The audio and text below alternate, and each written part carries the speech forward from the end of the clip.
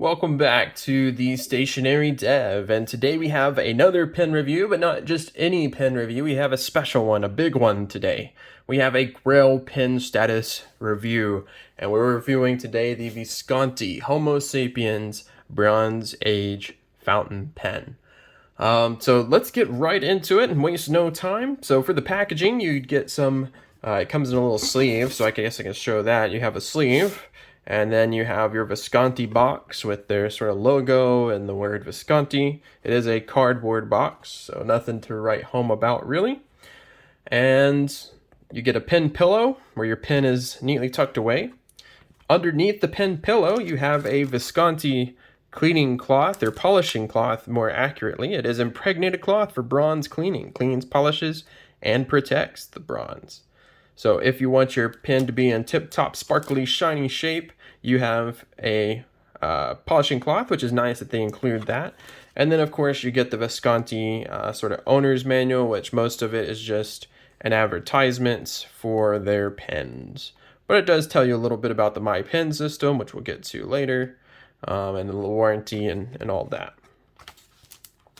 So, simple packaging, but I'm okay with simple packaging. I don't care much about packaging as long as it, especially if it helps lower the price of the actual product, the actual pen. So I'm not worried about that. And let's get on to the product, to the pen itself. So this is the Visconti Homo Sapiens fountain pen, and this is the Bronze Age. So first thing to cover, of course, is going to be the material of the pen. The material is a very unique material. It is made, the body is made out of a solid sort of rod of resin mixed with basaltic lava from Mount Etna in Italy. And it makes the pen nearly indestructible. Like, you are not going to scrape this pen, you're not going to dent this pen. If anything, this will scrape or dent your other pens, so you have to kind of watch out for that. But as you can kind of see, I'll try to get a little bit of a close-up. You can see it's a very porous material. It is matte, of course, and it's hygroscopic, which means that it will absorb some moisture. So if you have sweaty hands or wet hands or anything like that, it will help out with that and absorb some of that moisture. It is grippy, so that's another good thing about it, is it is very grippy. It's not going to slide around or slip around, and it's almost got a soft feeling to it, almost like a soft rubbery feeling to it. Of course, the Bronze Age has bronze features, and it is real bronze. So you have a bronze clip. The Visconti sort of spring-loaded clip there is made out of bronze. You have two bronze bands around the barrel. Of course, you have the big bronze band for Homo Sapiens that tells you what the pen is. It looks like a ring to me. It's very ring-like. And then you have another little bronze band here at the back of the pen for the end cap. On the top of the pen, and it is, like I mentioned before, it is real bronze, so it does tarnish with time and with age and with use. So you can use the polishing cloth if you want to keep it super sparkly and shiny, but I like the, I've said this before, I like the sort of wabi-sabi look and seeing that this pen is used, and I like the look of that. The ruggedness of it. On the top, you have a Visconti V, but this is actually where the My Pen system goes. So you can get initials, you can get a birthstone, or all kinds of things that Visconti sells separately. It's a little magnetic end cap, or magnetic finial there that you can swap out for whatever you want. But I just have the regular old Visconti logo there, and I like that. It looks good to me. Although I have been tempted with some of the birthstone stones. I think they look cool as well. In terms of unleashing this bad boy, we have the cap that works off of the hook safe mechanism. So the hook safe mechanism, if you saw that, I give it a quick little push down and a twist, and then the pen is uncapped. So super easy to cap and uncap the pen. You can do it at sort of any orientation, really quickly cap and uncap the pen.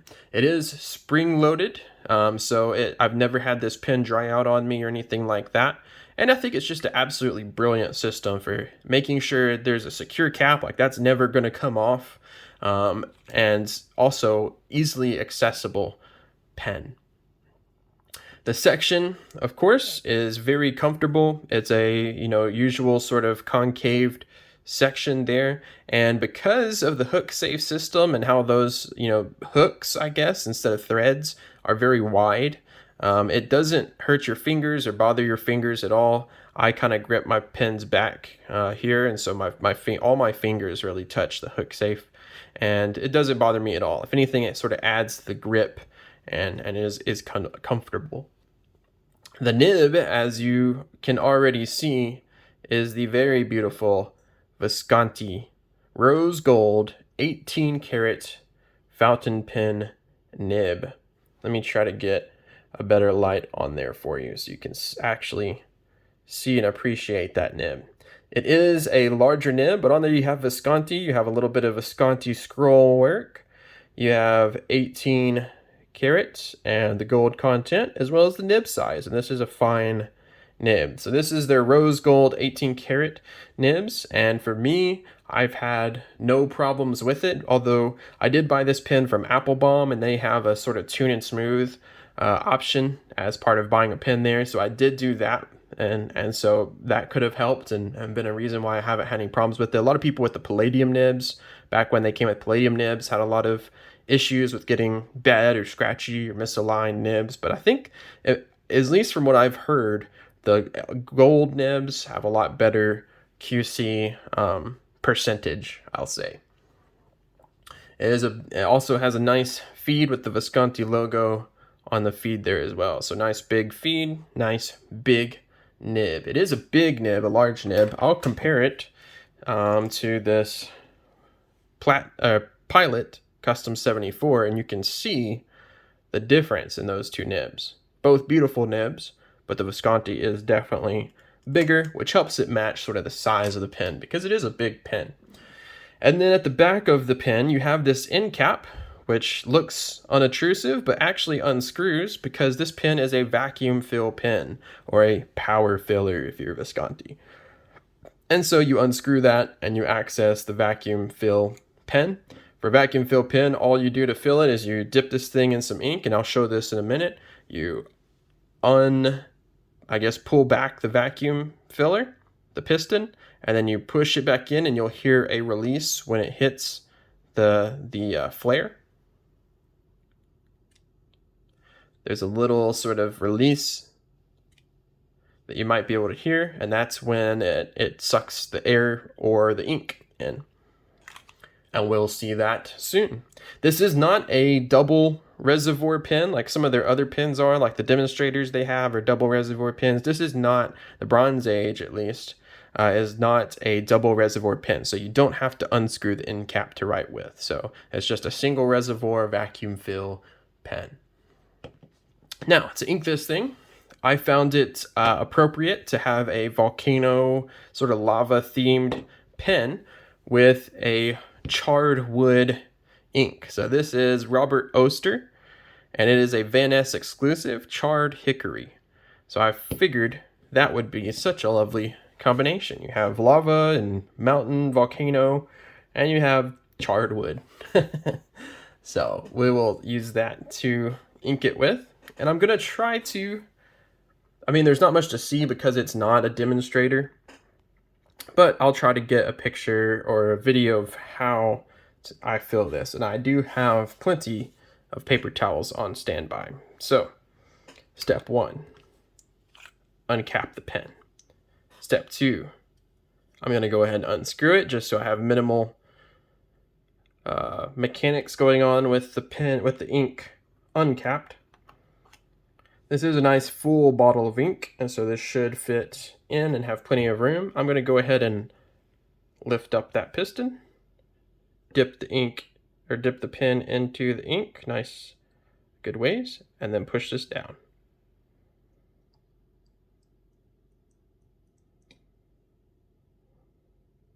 There will be bubbles when you push that down, so if you have a really full bottle of ink, just be aware that when you push that vacuum down for the first time, there will be some bubbleage.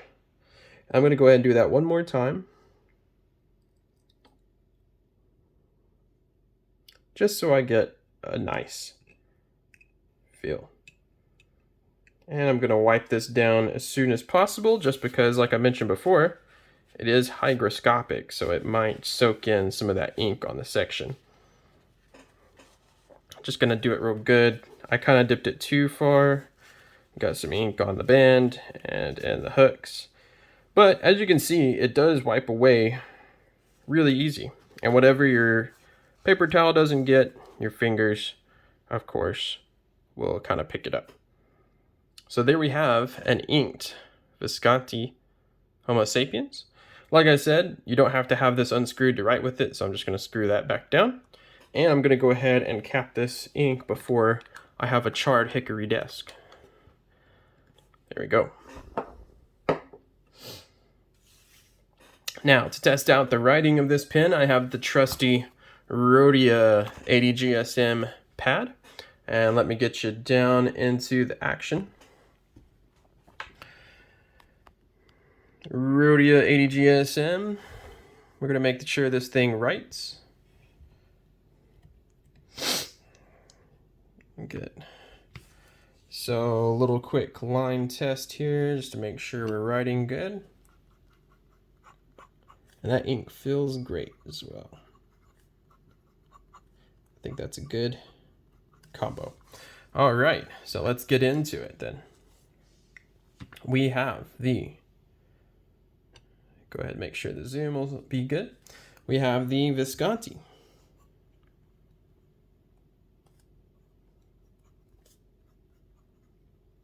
Homo Sapiens. Bronze Age.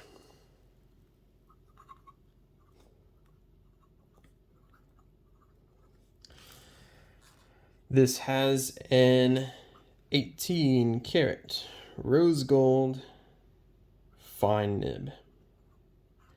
And it is sort of German sizing fine nib, or European sizing fine nib. So nothing out of the ordinary there. I will say, and you can listen for it when I do the writing sample, you might be able to hear it. There is some nib sing on this nib. So when the nib sings, you'll have sort of like a little bit of a squeaky kind of sound. Some people hate it, some people like it. I don't mind it. I kind of like it. Lets me know that I'm writing with a fountain pen. All right, and our ink for today. Get that in. Is going to be our Robert Oster.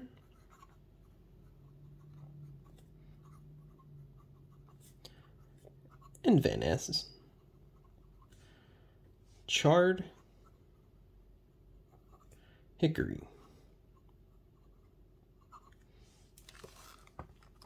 It's a really good ink so far. It feels great. Let me back it up just a hair. And we'll do our writing sample. So we'll do the 5 boxing wizards. We have the 5.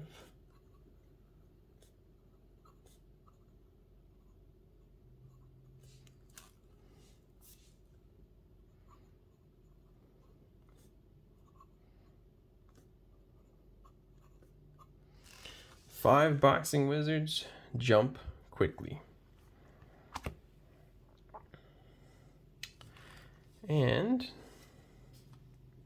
I'll try to get that in focus. There you go. So it's a very, for me, it's a very smooth pen in all directions. Down, left to right, right to left, upwards. Like, it's very smooth. There is, I mean, it's a fine nib, so there's just a hint of audible feedback, but absolutely no scratchiness. I've never had this pen dry out on me. It keeps up really well. So I can scribble with it, write for pages and pages and pages, and it'll keep going. As long as it's got ink in that reservoir, it's gonna keep writing. I already mentioned the line width is pretty there, is pretty, spot on. As far as like flex or anything, I wouldn't say it's flexy. It's got a little bit of bounce to it, as you would expect from an 18 karat, a large 18 karat nib, but there's not like that much difference between no flex and a little flex. Just a wetter line, really. Just more ink. Wetness test as far as just a smear. Pretty wet, but not crazy so. So it's a good, just all around good pen for me. So that is our writing of the Visconti Homo Sapiens, Bronze Age. On to our conclusion and who this pen is for. So number one, it's absolutely definitely a luxury pen. It goes for about $716 from most retailers right now, which is a huge chunk of change. I realize that. But there are deals out there to be had. Like I mentioned, I bought this pen from Applebaum just because it was cheaper to order it from overseas. You don't have to pay the VAT or anything like that, so it made the pen considerably cheaper. There are also these on the used market constantly, so check out a used one. And if you get a used one, then you know that the nib is going to write well anyway. It's also a big pen, and it's decently weighty pen, so I didn't really talk about the weight, but it does have a little bit of heft to it. So since it's a big, heavy-ish pen, I don't think it's necessarily for everyone. I don't think everyone will be happy, with this pen or can use this pen. But for me, at least, it is about as close to a perfect pen as I could imagine that there is. So for me, it's absolutely worth it as a grail pen. It's not, I'm not going to own 7 of these or anything like that. This is going to be my Visconti Homo Sapiens. But it's absolutely worth it. I don't regret the purchase at all. There's nothing else like it in my collection, and I don't think that there's anything, out there on the market really that has come close to it in terms of just uniqueness and pure functionality and quality of a writing instrument. So when you get a good one, they are absolutely good, and I wouldn't trade this pen for anything, really. It is absolutely worth it for me, and I don't see it ever leaving my collection. It is just, for me, it's a perfect pen. So there you have it. It's not for everyone, but it is absolutely for me. If you can't afford it, don't go into debt, trying to buy a pen. But if you save up your pennies and you can afford one and you like a bigger style pen, it is absolutely worth it for me. So if you would like to, leave a comment if you have a Homo Sapiens, or maybe if it's on your Grail list. Let me know what's on your Grail list and if the Homo Sapiens is there, or if not, why not? Also, if you like the video, please leave a like and subscribe. It's a easy, quick, and free way to support the channel and make sure that you see new content from me. So if you will do those things, that will be great. And there we have our review of the Visconti Homo Sapiens. So until next time, catch you later.